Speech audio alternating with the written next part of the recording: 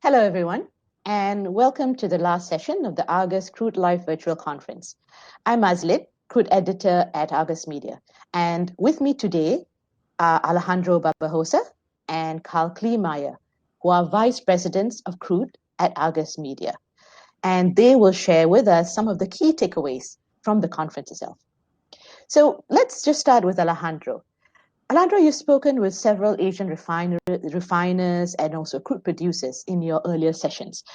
And from your perspective, do you think that oil producers around the world can continue to rely on Asia as the crude buyer of last resort? Thanks, Azlin. It's a pleasure to have the opportunity to share a bit of feedback from the conference today. And yes, a lot of the hopes of recovery in the global oil market are predicated upon Asia's ability to keep getting ahead of the rest of the market in terms of demand. And a lot of that is based on what China and how well China performed over the past 10 months since the recovery started there and while the pandemic was affecting most of the other markets. So the big question here is whether China will continue importing as much crude as they have recently. And it was very interesting to see the reactions from different participants and the focus that everybody has on two things related to China. The first one is the importance of price controls that made refining margins so key to sustain the level of crude imports, and that today still play a big role. So as long as the centralized economy continues to be the main driver behind that demand and those price controls continue to be there and supporting demand for the crude, that's going to continue to be an engine for growth for the global market. Now, at the same time, everybody's thinking, well, to keep buying that crude, China needs to be able to export the products. And also the government has in its hand the decision of how much quotas for product exports it gives the different refiners. So it's difficult to think that they will just give more and more quotas, because ultimately what the central government wants is to ensure that China is well supplied. So as long as China can keep accumulating inventories of products, the market is going to keep roaring.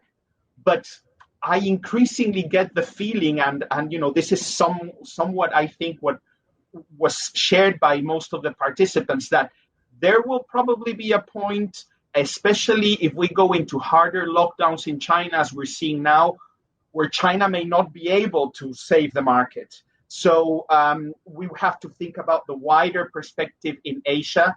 We have to think about India. We have to think about South Korea.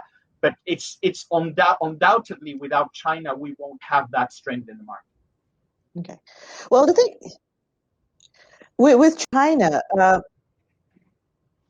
there has been some reports from some of the participants in the session that fuel demand in China could peak by around 2025 for the main fuels, gasoline, diesel, fuel oil. But yet, Chinese refineries will probably still continue to expand as planned. Now, the thing is that what happens, the impact of this on the rest of Asian refiners, or even refiners beyond Asia, in Europe, in Asia, or in US, do you think that they would have to cut back on capacity if China grows and becomes a bigger refining center and potentially would need to export more of these traditional fuels? I mean, Karl, do you have any thoughts about that from your session on the transport fuels? Yeah, definitely. I think one of the jokes during my session, one of the guys brought up was that in 2019 we worried about IMO 2020, and in 2020 we worried about COVID-19. But this kind of accelerated one of the discussions on the transportation fuels was the IMO 2020 thing. A year ago, that was all the buzz, and this year it's COVID-19. But one of the things that was noted is that COVID-19 really, IMO 2020 was set to really hammer the market a bit, and the market was going to try and adjust to it. And that never came to pass, but a lot of it was because of the pandemic. And as one of the participants said, it accelerated our pass through it. And we're basically done with the IMO 2020 problem. As things go ahead, because scrubbers continued to get installed during the year, refinery upgrades continued, and it gave transportation dip just enough that it gave the industry time to get ahead back kind of at least in front of the curve a bit, or at least stay with the demand. So coming out of it, we're not going to have that same problem. But extrapolating that, where it's also accelerated progress in a lot of other areas. But work from home. This whole thing that it accelerated that whole thought that people were already talking about, well, can people work from home? And employers weren't so sure. And all of a sudden, out of necessity, it just happened. And certainly will bounce back a bit, but how much? And that's a transportation thing. And then going into the flying thing, but also on the refining front. And this ties into what Alejandro was saying. One of the participants in my session said there wasn't a month last year, every month, at least one refinery shut down or announced a shutdown. And he said that whole rationalization, it was also accelerated. These are generally older, less complex refiners that were kind of on the bubble anyway. And COVID just accelerated their removal from the market. So it gets into the fact that, China's still building. There were a lot of complex refineries in China and elsewhere in Asia and the world that were being built. Those will continue to get finished. But a lot of the smaller refiners that were going to struggle anyway got pushed out of the way by this. And I think, we're going to come out of this as these new refineries ramp up. The average complexity of the refinery fleet is going to take a step change because a bunch of less complex refineries got pushed out, and that's going to change the demand dynamics. I think the crude supply demand, and you get back to that being the engine for the world's crude demand. One of the roundtable last night on crude, they were talking about in Europe, they were talking about the WAF crudes getting stranded. Historically they've flowed east, but as those more complex refineries come in and all that competition from all the other sweet grades out there, these WAF grades are going to have less and less places to go, and it's already reflecting in their diffs. So that's going to be an interesting thing going forward, and maybe it'll be a discussion next year about, oh my God, where are the WAF crudes going to go? So it gets back into that whole refinery upgrade and China thing. Plus, how many tanks are there in China? I mean, they bought a lot of crude when it was cheap, and their internal demand is good, but we'll see going forward, I guess. If I may, just highlighting and following up from what Karl has said, you said, Azlin, some expectations that Chinese demand for oil products is actually going to peak within the next 5 or 10 years at the most. When you think that all of the West in its surplus production capacity is thinking that Asia is the way forward and that's what's going to save them, and you think that the Chinese are thinking, hold on, we're about to hit peak demand, then that's when you really come to terms with the speed at which the energy transition has to kick in. Because if you have the focus on the demand centers on peak demand, and they are working towards placing themselves in that scenario, and the West and the producers in the West are thinking, no, we're going to be able to keep selling the oil all the time to Asia because Asia will always be able to buy those extra barrels.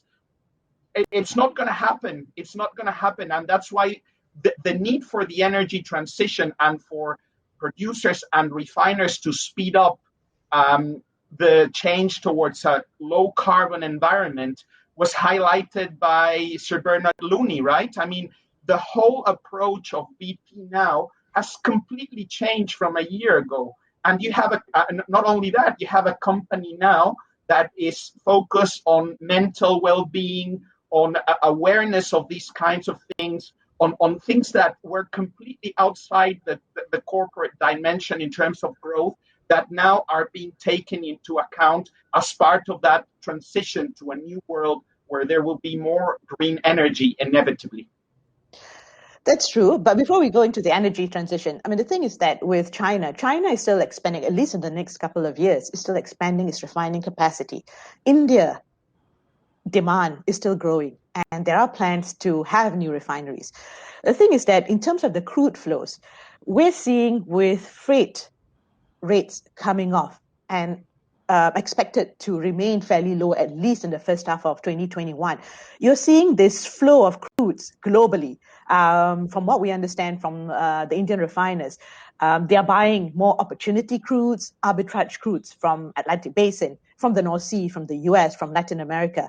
And China is also quite keen to continue to buy US crude because as long as it's economic, even if you put aside the phase one deal between the US and China, they still find that US crude is economic. So now the thing is that, is India and China going to be the main attraction for all these crudes that are being produced not only in the Middle East, but in the rest of the world, including West Africa, Norway, and the US?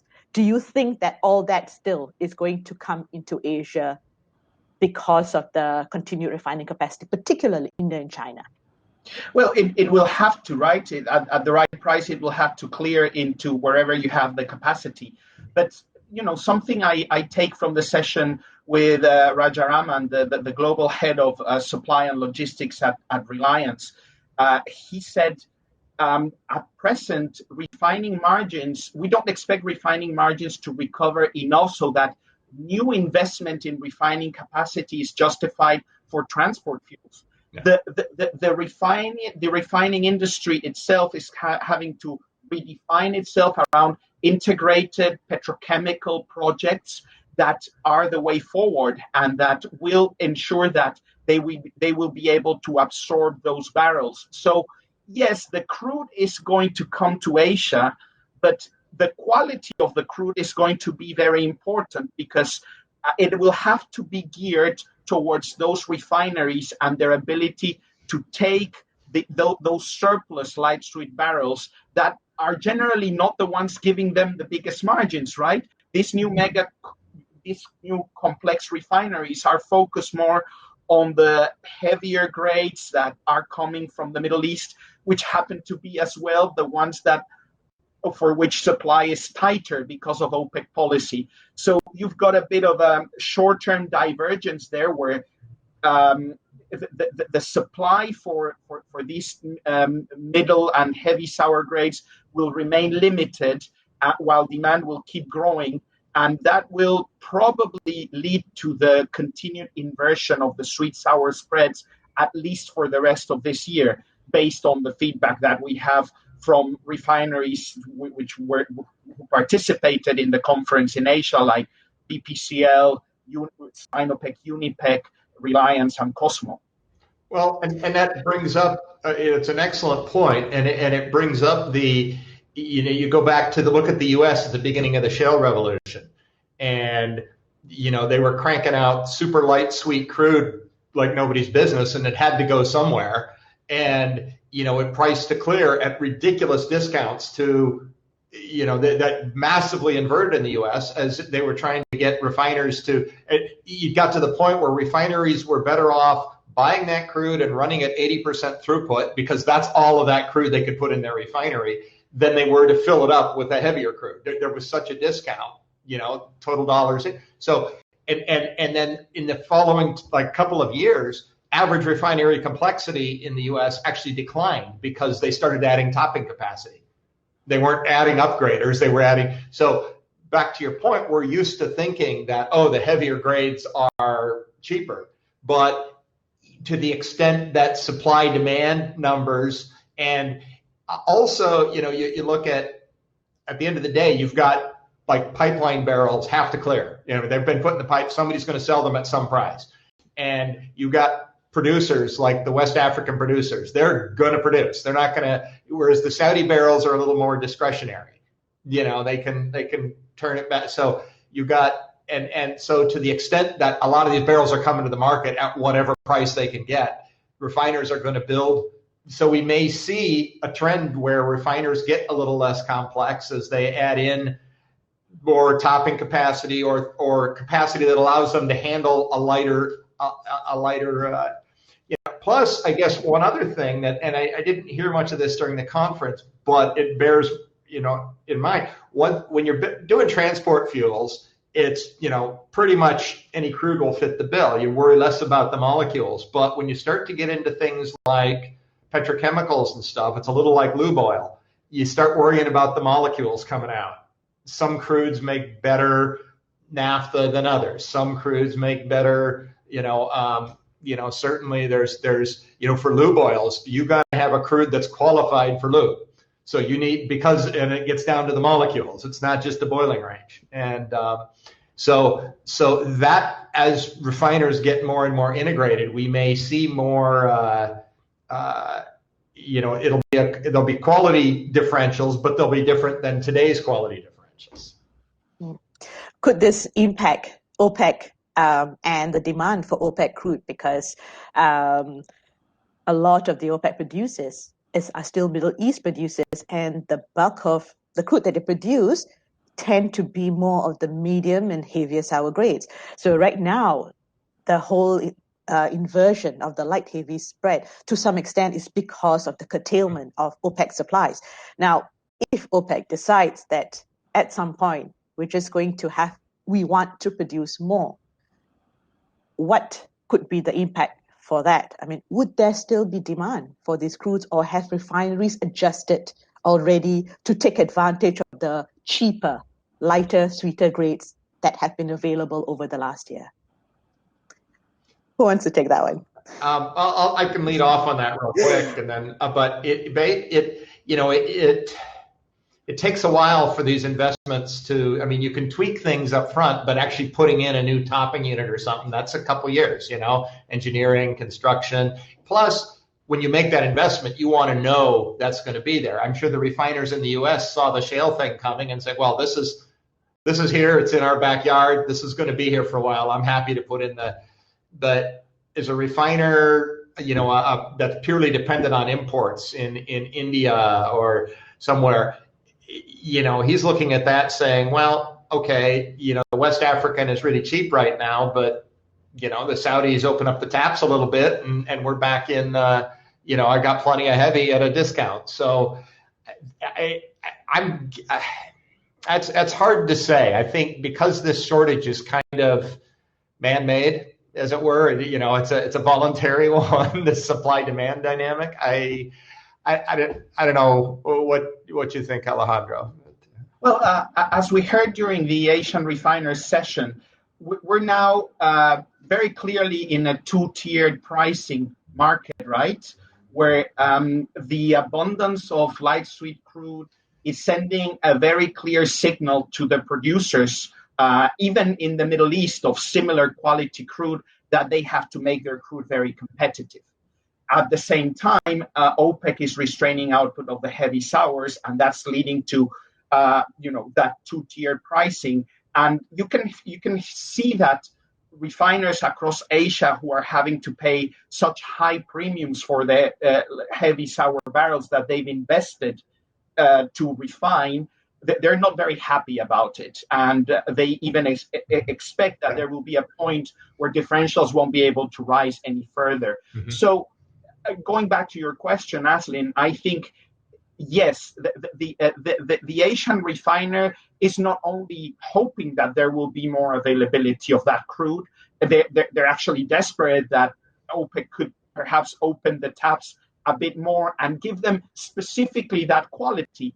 But the problem is that if they open the taps to give them that quality, the whole complex collapses because of the flat price. Yeah. So at the same time, the Asian refiners have to play together with OPEC because they obviously don't want the price of the products to collapse as it did 10 months ago or 11 or 9 months ago. So yes, they want as much crude as possible. And that's why in some sessions we had so much interest about Iranian barrels and whether Iranian barrels will come into the market. And, it was so interesting to see how the availability of heavy sour crude in the market, like that of light sweet, depends on the US, but light sweet depends on the economics of shale. In the case of the availability of heavy sour, it depends more on the domestic US politics. Yeah. And how, the Biden administration now may open the way for some negotiation of the agreement with Iran to see more Iranian crude in the market. But at the same time, it's canceling the permit for the Keystone pipeline. So you won't see the flow of the Canadian heavy sour crude down to the Gulf Coast that is so dear to the Asian refiners. So, I'd like to highlight those contrasting forces within the U.S. domestic politics that are actually going in against in different directions for the availability of heavy sour crude in Asia. Yeah. Okay. And can we just go back just on the refinery side? So I guess it's fair to assume that, let's say, over the next 5 years, the refineries that will be making more of the profits or at least surviving will be we call them what? The mega refineries that are integrated into the petrochemical chain all the way down. Like, for example, in China, Hengli, Rongsheng, even in Malaysia, the Pengerang refinery, which is the joint venture between Petronas and Saudi Aramco. So, and do you expect then that these are going to dominate, at least in Asia or even globally, the refining sector over the next, like, say, 5 to 10 years? Is that the impression that you get from your session?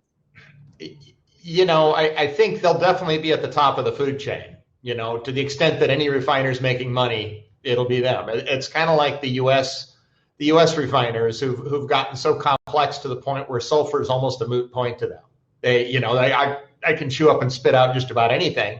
And so to the extent that margins are even, if somebody's making money, they are. And to the extent that even if the U.S. demand starts to fall off, they'll just export the products because they're more efficient than, most of the other refiners out there. And I think you're going to see the same thing in Asia with the Rongshengs of the world, kind of like Reliance has been doing in India. You build a real high-tech, complex refinery. And as long as, if margins in general are negative, they're not going to be much better than anybody else. And they're being penalized a little bit now by the fact that sour crudes I think they'll, a lot of other refiners will suffer and shut down before they do. Yeah. Alejandro? Yeah, something I learned from the conference is really that right now, in the short term, refiners are so much focused on their domestic markets.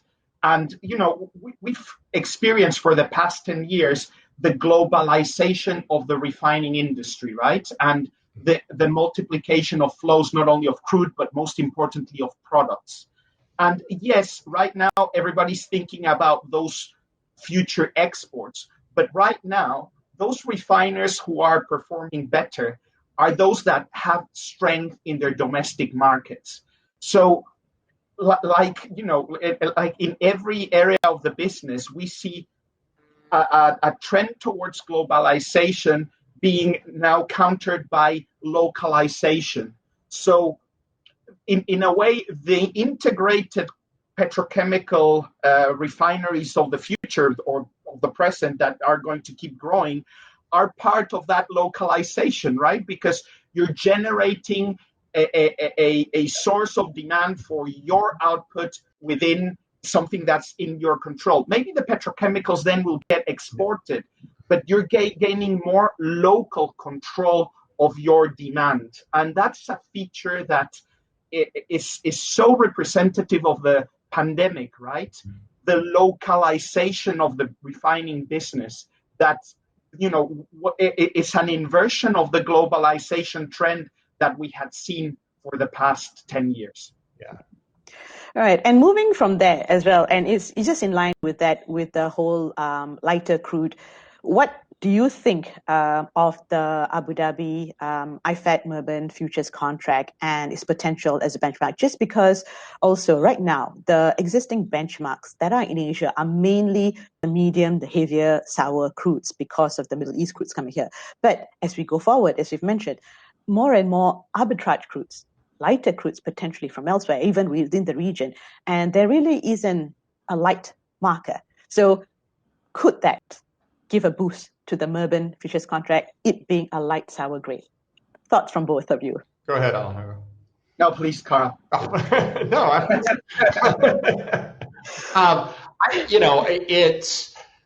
I think, Dubai's dominated for, a couple of decades at least, and it's the nature of any region to settle on a marker and want to stick with it until proven otherwise.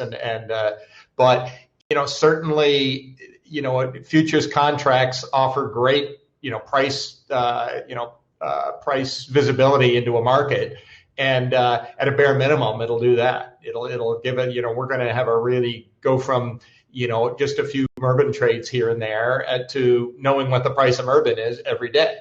And to the extent that that it gets some traction, works out well, and people start looking at it and saying, oh, I like that, price certainty, and I want to, do some pricing off that. I mean, if you look back to WTI and Brent, they didn't explode. I mean, they both came kind of late to the game. Brent and WTI were benchmarks in their own right before the futures contracts ever showed up. But what made them explode in volume, et cetera, was not their underlying. It's not because there was, millions of barrels of Brent or millions of barrels of WTI. It was all of the other grades that were pricing off them at the time. And so I think that the market will ultimately decide, whether Murban becomes any more than a pricing mechanism for Murban, but it certainly has that potential as a sweet crude with a large consumer base. So, Alejandro? Yeah, we had a very interesting session with Mike Whitner from ICE and Owen Johnson from CME, where they were discussing with our colleague James Gooder how the different benchmarks may interact, right? It's the strength of the current strength of Brent and WTI and Dubai, versus the emerging strength of a potential Murban benchmark. It's very clear that Murban will be a welcome pricing mechanism in the Middle East and in Asia Pacific because of the degree of acceptance it has as a grade across different markets, because of the fact that it already trades as a spot crude, and also because of the changes that ADNOC has already done to ensure that it's pricing on a forward-looking basis. But that doesn't mean that it will take the place of Dubai or the place of Oman or the place of Brent or the place of WTI. I think we're entering, as Mike Whitner and Owen Johnson said, an incredibly interesting period in terms of benchmarking for crude, because all of these benchmarks are going to be working together, and that's just going to add to the overall liquidity of the market and the trading of spreads and differentials between the different benchmarks. I think all these benchmarks will continue to be relevant together with Murban. And yes, Murban will be particularly relevant to the trade and the inflow of Atlantic Basin crude, particularly U.S. crude. Now, does that mean that U.S. barrels are going to start trading against Murban? Perhaps, but it also means that the price of WTI at the Gulf Coast, the physical value, is going to be very important to determine how much Middle East crude can actually go to Asia. So I think you have to understand it as a combo of pricing that will just get more complex, more liquid, and there will be more need for Argus to bring transparency to the physical value of those grades that are going to be trading against these new benchmarks. Karl, do you have anything else to add? I just build on what you said about the spread. Really, in the U.S. and Europe, you do have you have Brent trading, you have Urals, which it trades often enough that you've got a decent idea of what that spread is. In the U.S., you've got any number of grades that are very transparent to trade. In Asia, you'd be hard pressed to pick out a good solid spread that has two well traded. Even Dubai is not the most liquid thing in the world. But all of a sudden, you've got Murban, which presumably will trade reasonably well, and Oman. And you're going to have a lot of price certainty on both of them. You're going to know there's Murban available at this price and Oman available at this price. Every day, you're going to have a spread there. And I think it's going to be really interesting going forward to see how that affects the region when you have a very bankable quality spread.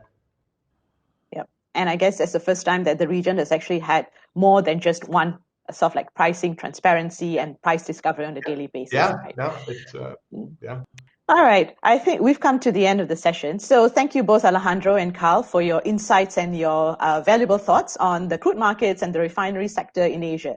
So we are basically at the end of the Argus Crude Live virtual conference. And we hope that you have enjoyed all the 3 days of sessions. And we look forward to seeing all of you again next year. Thank you very much. Thank you. Take care. Bye-bye. Bye-bye.